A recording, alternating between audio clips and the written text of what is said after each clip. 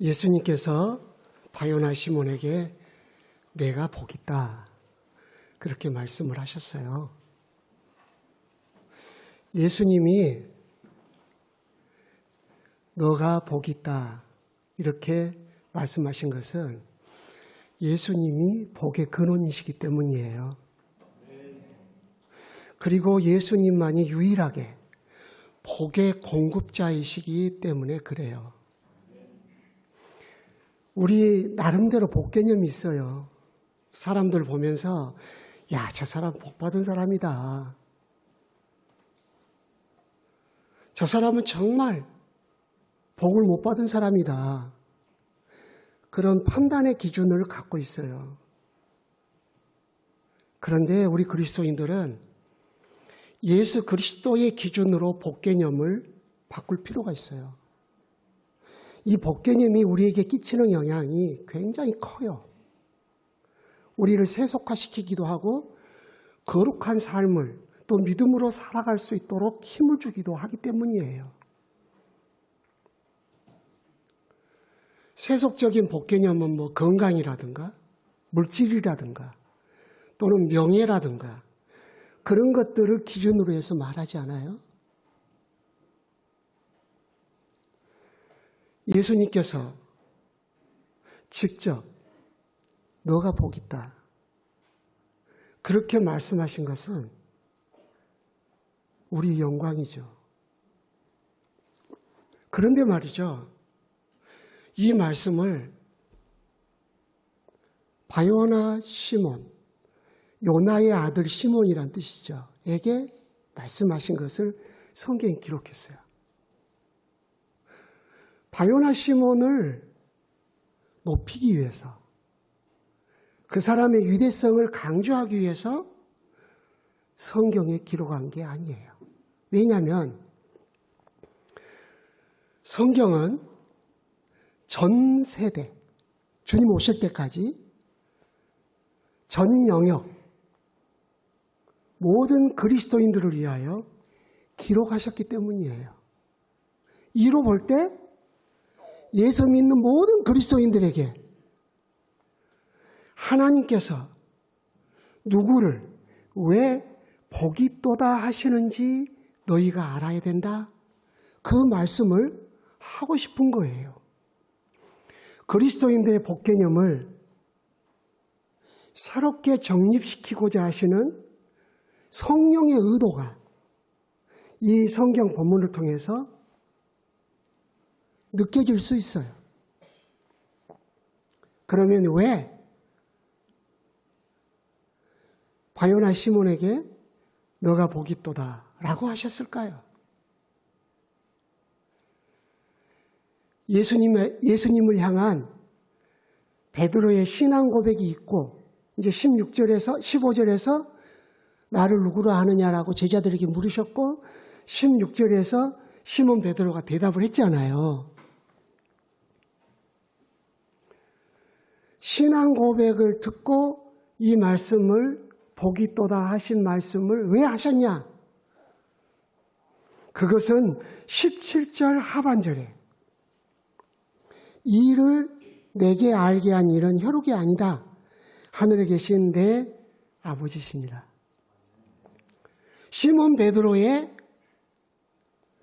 신앙 고백이 시몬 베드로에게서 나온 것이 아니고 그 출처가 하늘에 계신 내 아버지 1인칭을 쓰셨어요.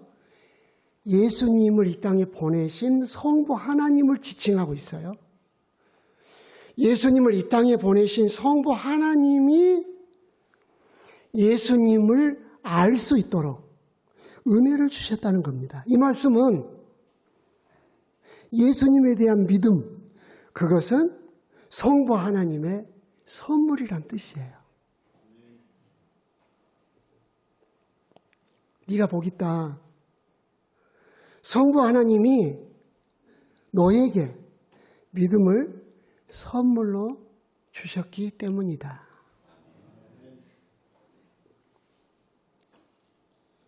에베소서 2장 8절에서도 믿음은 우리에게서 나온 것이 아니죠. 하나님의 선물입니다. 우리의 행위로 말미암는 것이 아니라 하나님의 선물이에요. 그러므로 우리의 믿음의 행위를 자랑할 수 없습니다. 하나님의 선물로 주셨기 때문에. 그러므로 하나님만 찬양받으시기에 합당하십니다. 하나님이 주셨잖아요, 믿음을. 그래서 믿음의 특징이 있어요. 하나님이 믿음을 선물로 주셨기 때문에 믿음을 선물로 받은 우리가 그 믿음을 어떻게 할 수 없어요. 포기할 수 없어요. 하나님이 선물로 믿음을 주셨기 때문에 내가 그 믿음을 버릴 수가 없어요. 그래서 순교자가 나오는 거예요. 환경이 빼앗아갈 수 없어요. 사람들이 흔들 수도 없어요. 하나님이 선물로 주신 믿음의 특징이에요. 그러므로 우리의 믿음 생활은 하나님이 주신 선물인 믿음이다. 그 믿음을 내가 갖고 있다 하는 것을 드러내면서 해야 돼요. 오늘도 우리의 예배, 찬양, 신앙생활, 기도생활 그 모든 게 다 하나님이 내게 믿음을 선물로 주셨어. 나는 그 믿음으로 살고 있어. 그것을 드러내면서 살아가고 있는 거예요. 나를 드러내는 것이 아니라 나에게 믿음을 선물로 주신 그분을 드러내면서 사는 거예요. 그게 믿음을 선물로 주신 하나님을 기쁘시게 하는 그리스도인입니다. 그런데 그 믿음을 어떻게 드러냈는가? 오늘 본문이 뭐라고 말씀하고 계십니까? 예수님이 물으셨어요. 너희는 나를 누구라 하느냐? 그런데요, 오늘 본문이 현재형으로 기록됐어요. 예수님이 계속 물으신다는 거예요. 현재형으로 기록을 했으면 모든 그리스도인들에게 지금 나에게 주님이 물으신다는 거예요. 나는 너에게 누구냐? 라고 물으신다는 거죠. 너가 나를 드러내는 삶을 살아야지 그런 의미가 들어있는 거죠. 그때 제자들을 대신해서 베드로가 대답했어요. 주는 그리스도시요 살아계신 하나님의 아들입니다. 근데 이 대답도 현재형으로 성경에 기록했어요. 과거에 일어난 사건이에요. 그런데 성경은 의도적으로 현재형으로 기록을 해놨어요. 헬라 언어 성경을 제가 두고 하는 말이에요. 현재형으로 기록을 했어요. 더군다나 더 놀라운 것은 능동형으로 기록을 했어요. 우리는 교회 공예배에 오셔가지고 목사님께서 사회를 보시면서 신앙을 고백하겠습니다 하면 다 하잖아요. 공예배 신앙 고백 매우 중요하죠. 우리 공동체의 신앙을 표현하는 시간이니까, 우리 공동체의 영적 특징을 드러내는 시간이니까 굉장히 중요한 신앙 고백이라고 말할 수 있어요. 근데 오늘 본문에는 현재 능동형이란 말이에요. 이건 삶의 현장을 의미하죠. 집에 있을 때나 직장에 갔을 때나 길을 걸어갈 때 주님이 묻는 거죠. 예를 들어서 화가 치밀 때, 불쾌한 일이 생겼을 때, 인생이 너무 힘들 때 주님이 물으셔요. 내가 너에게 누구냐? 그때마다 우리는 대답을 해야 한다는 거죠. 예수님은 유일하신 하나님의 아들로서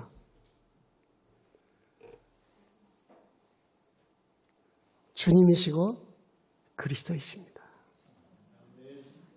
차를 타고 가면서, 운전을 하면서, 직장에 들어가면서, 삶의 현장에서 혼자 고백하는 겁니다. 우리 한번 해볼까요?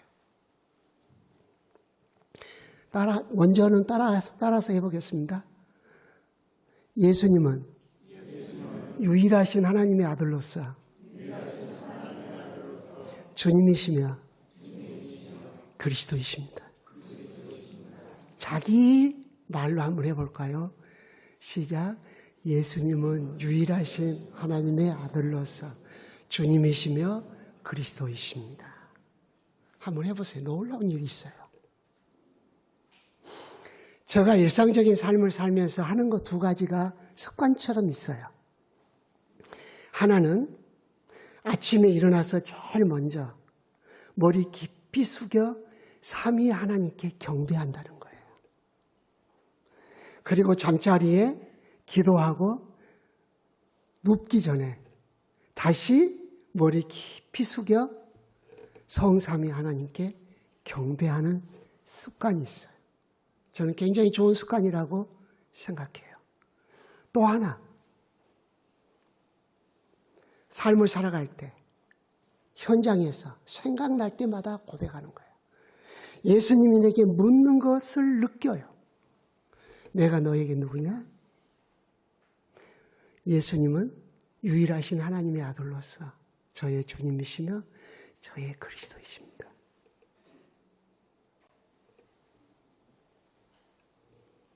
그럴 때 우리의 삶이 주님께 쓰임받을 수 있고 주님을 기쁘시게 할 수 있고 주님의 뜻대로 이 일을 결정해 갈 수 있는 능력을 갖게 됩니다. 흐리멍텅하고 칼라가 분명하지 않는 그 사람의 삶이 칼라가 분명한 삶, 방향이 선명한 삶, 내가 어떻게 살아가야 할지, 내 태도를 어떻게 보여야 할지를 명확하게 할 수 있는 능력을 갖게 됩니다.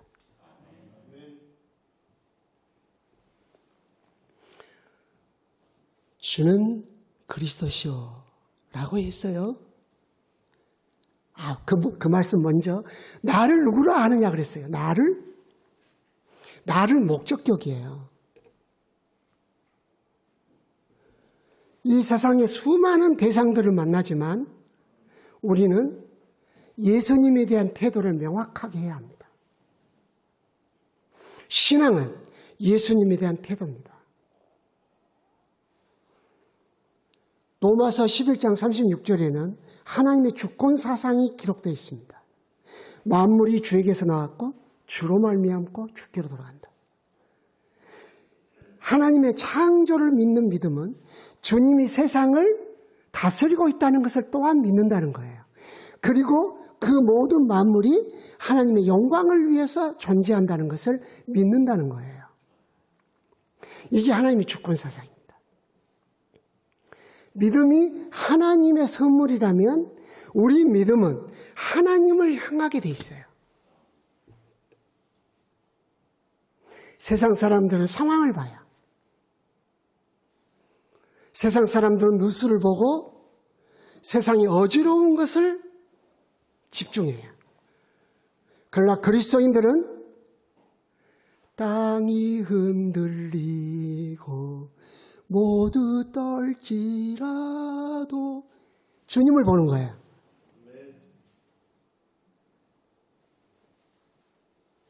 그리고 주님께 영광 돌리는 삶을 사는 거죠. 그리고 주님에 의해서 살아가는 사람이 되는 거예요. 그래서 예수님이 나를 이라고 하신 게 굉장히 중요한 질문이라는 거예요. 너는 나를 위해서 있고 나로 말미암은 사람이라는 것을 명확하게 깨우쳐 주시는 말씀이에요. 주는 그랬어요. 원래 헬라어 언어 성경에는 주는이라는 단어가 없어요. 오히려 당신은 2인칭 단수형을 썼어요. 당신이라는 단어를 어떻게 주라는 단어로 번역을 했을까? 굉장히 잘된 번역이라고 저는 지지합니다. 왜냐하면 예수님 당시에 특별히 빌립보 가이사라에서 주님이 그걸 물었어요. 로마 황제가 신이다 하는 신상이 있는 그 동네에서 물으신 거야. 수많은 사람들이 자기가 주라고 내세웁니다.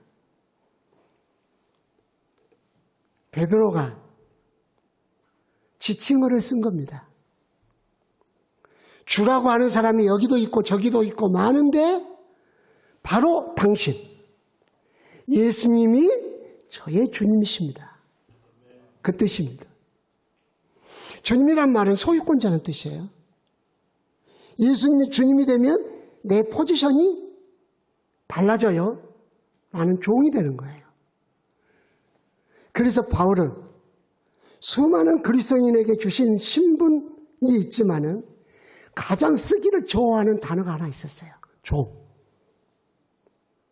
로마서 1장 1절을 예를 들자면 예수 그리스도의 종 나 바울은 자기를 예수의 종이라 하기를 부끄러워하지 않았어요. 바울은 예수 그리스도의 종으로 산 거예요.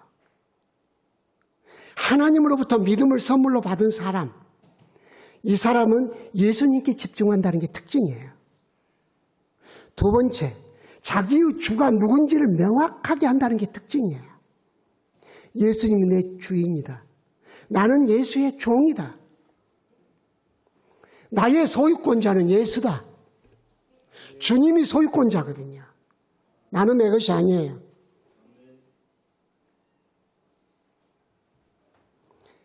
주님 것으로 사는 것, 그것이 그리스도인의 삶이에요.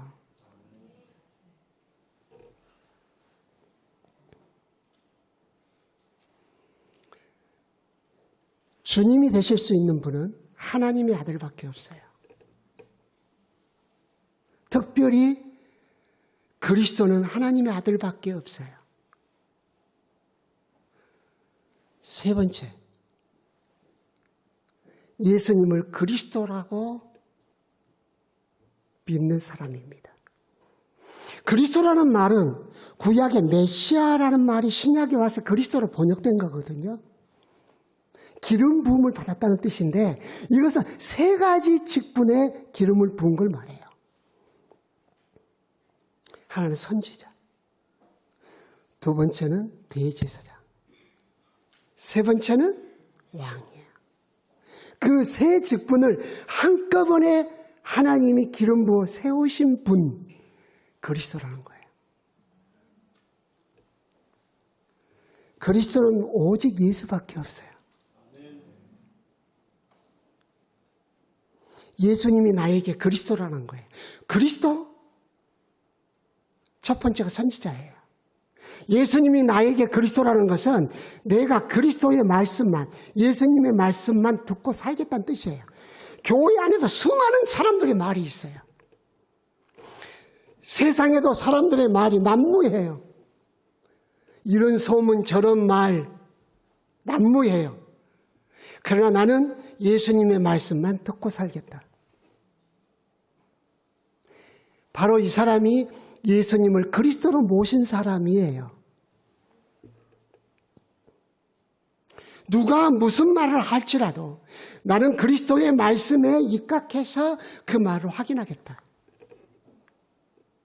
이 사람이 그리스도인이에요. 여러분 누구 말을 듣고 신앙생활하고 계십니까? 누구 말을 듣고 행동하고 판단하고 생각하십니까? 우리는 사람 말을 듣고 얼마나 사람을 정죄하고 살았습니까? 예수님은 뭐라고 말씀하십니까? 예수님 말씀만 생명이고 진리요 능력이고 길입니다. 우리는 너무 세상 말과 사람 말에 귀가 익숙해 있어요. 예수님 말씀 들어야 살아요. 그래야 우리 영혼이 회복돼요.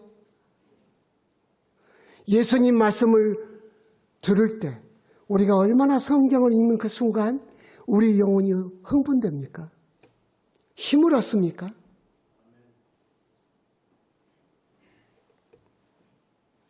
하나님 말씀을 듣는 것. 예수님이 나에게 선지자가 되시는 거예요.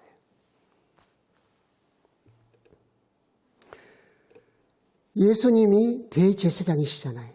유일한 대제사장이에요. 레위 지파는 제사장으로 부름받은 지파예요. 대제사장을 섬기기 위해서 레위 지파를 세우셨어요. 그래서 민수기 8장에 보면은 레위 지파 사람 남자들을 데려다가 하나님께 요제로 드리고 정결하게 한 다음에 하나님께 요제로 드리고 그를 대제사장을 섬기는 아론과 그의 아들들, 앞으로 이제 대제사장이 되겠죠? 그들을 앞에서 섬기는 제사장으로 삼을지니라.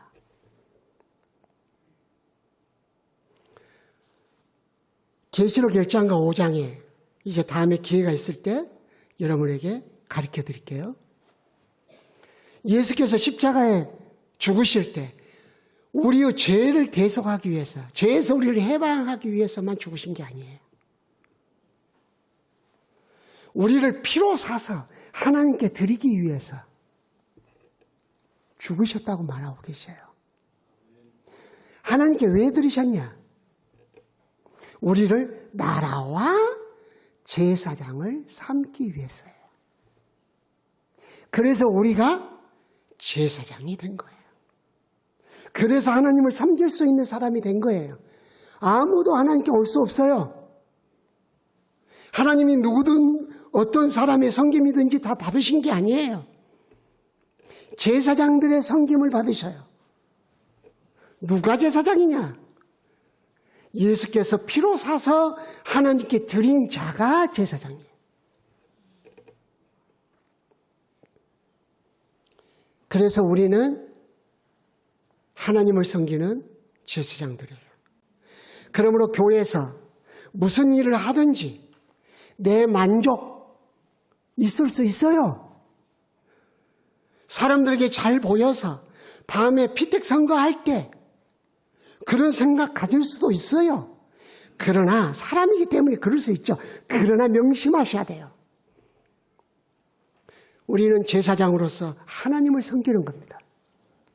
교회당 청소, 교회를 돌보는 거, 전도하는 거, 주방에서 일하는 거, 모두 다 하나님을 섬기는 목표를 가지고 행동하셔야 돼요.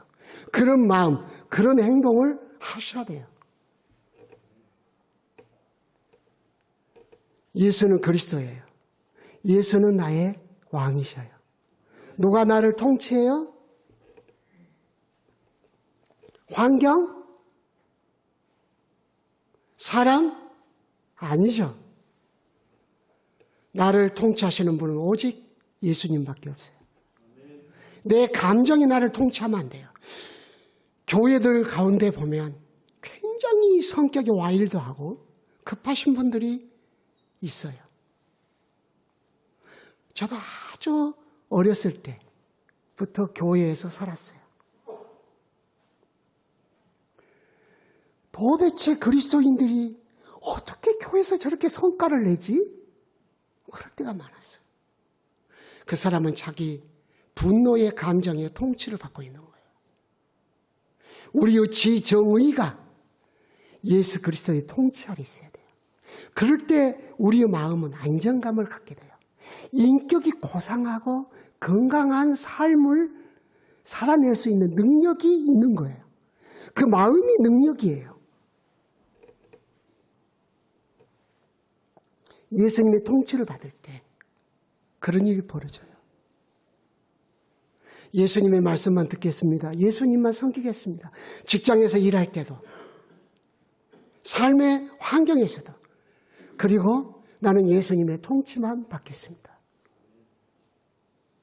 이 사람 완전히 달라지는 거예요. 그로 말미암은 변화가 진정한 변화예요. 우리 변화가 그리스도로 말미암은 것이냐? 처세술이냐? 종교의 스타일이냐? 생각해 보셔야 돼요. 마태복음 24장은 예수님께서 말세에 일어날 징조를 설명한 장이에요. 굉장히 중요한 장이라고 생각할 수 있어요.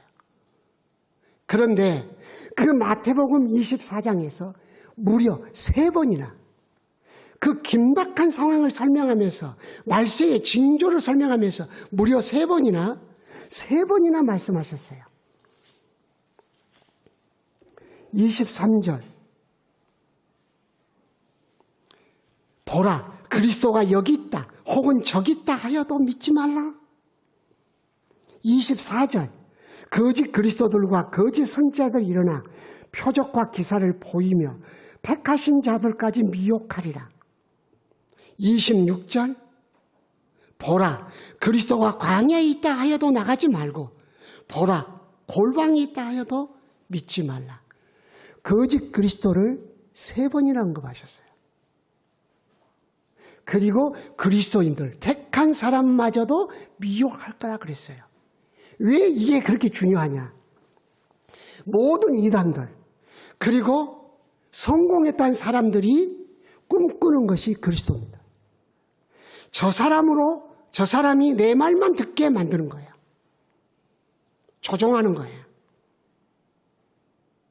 내 말만 듣도록. 2번째, 나만 섬기도록. 그래서 밥도 사주고 친절하게 해주고 지지해주고 나를 섬겨라고. 3번째, 자기를 따르는 자기 지배하에 놓인 사람이 되게 하기. 모든 이단의 교주들의 꿈이에요. 이 3가지가. 혹시 우리가 다른 사람을 대할 때 그 사람에게 내가 그리스도가 되려고 하진 않았는지, 그리스도가 여기 있다 저기 있다 해도 믿지 말라, 따르지 말라, 미혹당하지 말라. 그리스도는 한 분입니다. 예수 그리스도. 아무리 나에게 잘해줘도 나의 그리스도는 예수님입니다. 사람을 내게 내려고 해서는 안 됩니다. 예수님께 가도록 도와줘야 합니다. 세례 요한의 위대함이 어디 있습니까? 예수님이 오실 길을 예비한 것도 있지만 요한복음 1장 20절에 보시면 나는 그리스도가 아니라 드러내놓고 말했어요. 나는 그리스도가 아니라 내가 당신에게 잘해주고 내가 당신에게 친절하고 내가 당신의 삶에 도움이 되었지만 당신이 나의 지배를 받으면 안 돼요. 나는 그리스도가 아니에요. 내 뒤에 성령으로 세례를 베푸실 그분이 하나님의 아들 그리스도시요. 그분을 섬기시죠. 수많은 사람들이 사람들의 지지를 받기 원하고 자기가 사람들의 우두머리가 되기를 원하는 성향이 있습니다. 그리스도만이 왕이시고 예수님만이 그리스도이십니다. 그 믿음을 굳게 가져야 합니다. 사도행전 5장 42절에 보시면 사도들이 성전에 있든지 집에 있든지 예수는 그리스도라는 것을 가르치는 것과 전도하는 것을 쉬지 아니했다 그랬어요. 교회에 있든지 집에서 가족들과 있든지 예수님이 그리스도다. 어느 곳 어디서 살든지 그리스도께 묻고 그리스도의 말씀을 듣고 그 그리스도를 섬기듯 살아야 된다. 그리고 그리스도의 통치 아래서 살아야 된다. 그리스도의 통치 아래 살 때 우리 아이들이 게임 중독이 안 빠집니다. 잘못된 세상 문화에 휩쓸리지 않아요. 잔소리로 안 됩니다. 그리스도로 말미암아 돼요. 말씀을 정리합니다. 한 주간 예수님이 우리의 삶의 현장에서 물으십니다. 너는 나를 누구라 하느냐? 나를 믿는 믿음대로 살고 있냐? 너가 나를 기쁘게 하려고 사느냐? 반문을 하시는 거죠. 그때 우리는 고백해야 합니다. 예수님은 유일하신 하나님의 아들로서 주님이시며 저의 그리스도이십니다. 그렇게 고백했다면 그 고백이 하나님이 선물로 주신 믿음이라는 것을 삶에서 드러내라. 네, 어떤 상황에서든지 예수님의 말씀을 듣겠습니다. 어떤 상황에서든지 예수님을 섬기듯 살겠습니다.